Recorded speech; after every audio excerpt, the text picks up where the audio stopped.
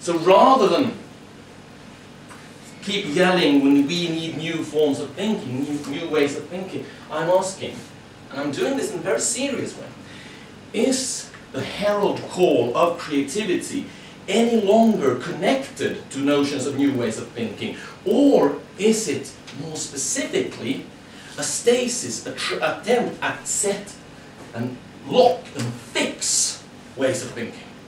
That creativity has actually become anti-creativity, that creativity has actually become the thing that does not change, the thing that does not generate change, the thing that does not challenge.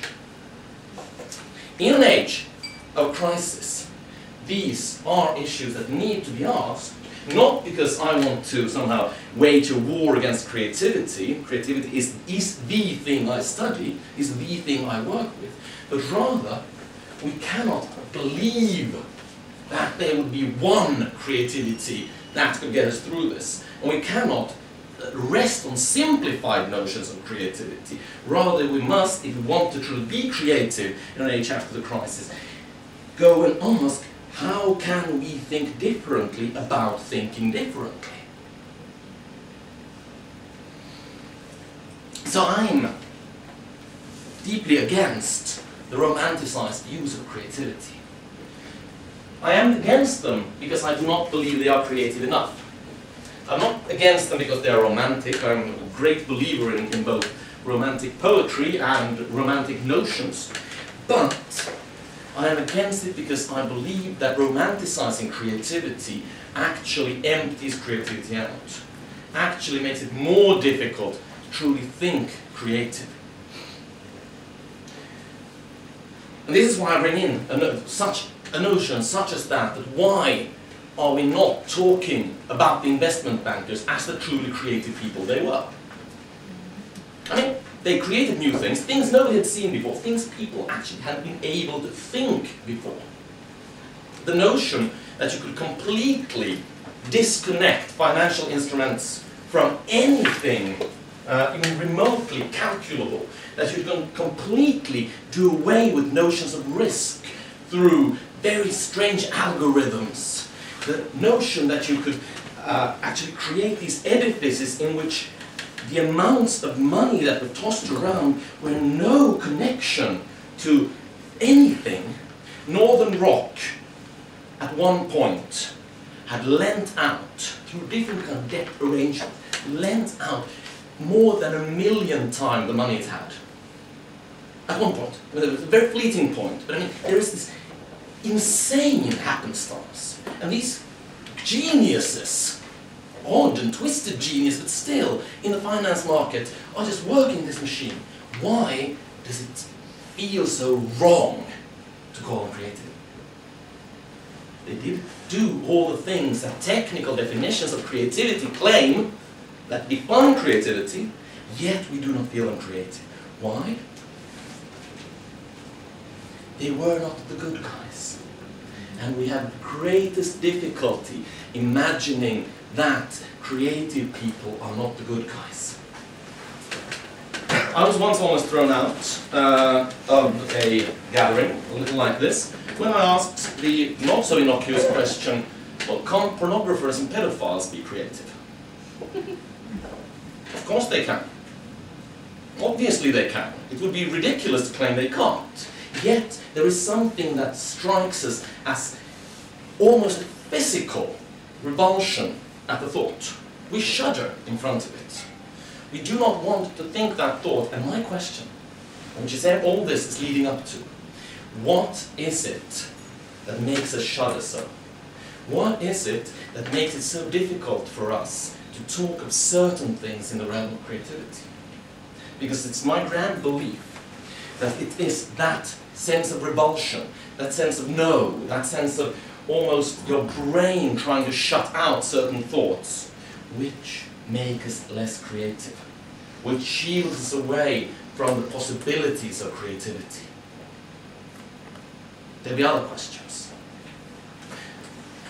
This one I've designed specifically for you because I tried to think what would be the most provocative thing to say at one of these places.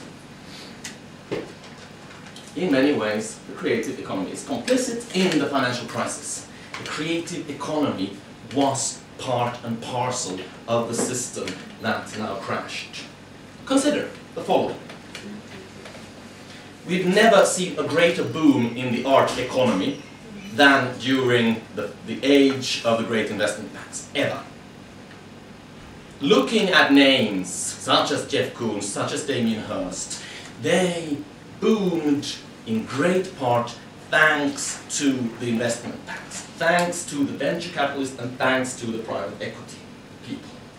If you look at lists of the great art collectors right now, almost every single one of them come from the financial markets. Because they're the only one who had the money and the desire to amass huge art collections. We all know this. We all know that the art economy would have looked very, very different if it hadn't been for the fact that a bunch of insanely rich people who'd made their money off these bizarre CDO arrangements, off the most craven forms of capitalism we've ever known, got it into their heads to prove their standing by collecting tons and tons and tons of art, and drove prices for some artists up to astronomical levels. Now of course, it's a little, again, I think it's a perfect technical term to describe this, because artists are, of course, supposed to be the outside of something as disgusting as money, beyond something as ludicrous as the financial system. Yet, the great boom in galleries, the auction houses, in, for instance, the way in which the Chinese art market grew explosively, is completely and utterly linked to the financial system. It raises the question, why did the art world say so little during this boom?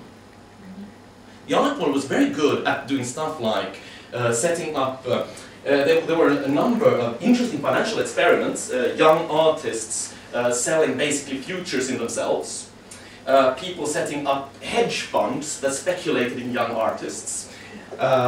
The Chinese art market is particularly fascinating, in which you see that the science of Maoist art very, very quickly adapt and actually exceed the gallery economy and form very direct and very explicit links to the Western capitalist world.